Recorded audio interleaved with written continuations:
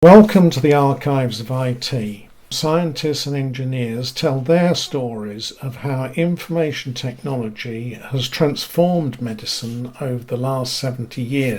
Frank Pantridge, known by many as the father of emergency medicine, had the idea of treating heart attack victims at the scene in the mid-1960s.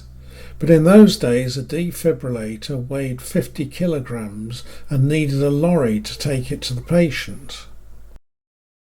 Much of the work now going on at NIBEC had its inspiration nearly 40 years ago in the work of one of Northern Ireland's most famous and successful innovators, Professor Frank Pantridge.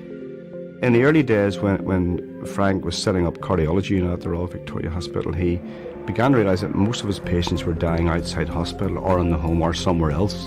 60% of the deaths were occurring within the first hour after the onset of chest pain. Professor Pantridge's solution was simple but groundbreaking. Instead of transporting the patient to the treatment, he would bring the treatment to the patient, saving time and, of course, lives.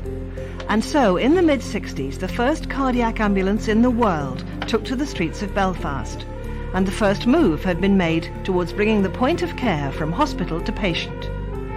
Well, speed is the all-important thing in this kind of case, because the longer we leave someone outside hospital with a coronary thrombosis, the more likely they are to develop within the early hours of the onset of symptoms. But there was a snag.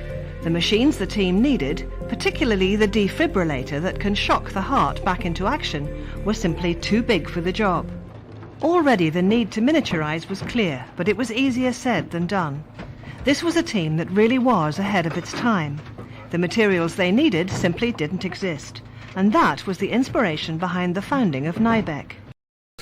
Much of the work on development and miniaturization of the automatic external defibrillator was done by Professor James Anderson, who formed the Northern Ireland Bioengineering Centre, or NIBEC, at the University of Ulster in 1990. It's now known as the Nanotechnology and Integrated Bioengineering Centre and continues to research new treatments for cardiac illness. Professor James McLaughlin, OBE, who features in our item on personalised medicine, was involved early in his career and is now director of NIBEC.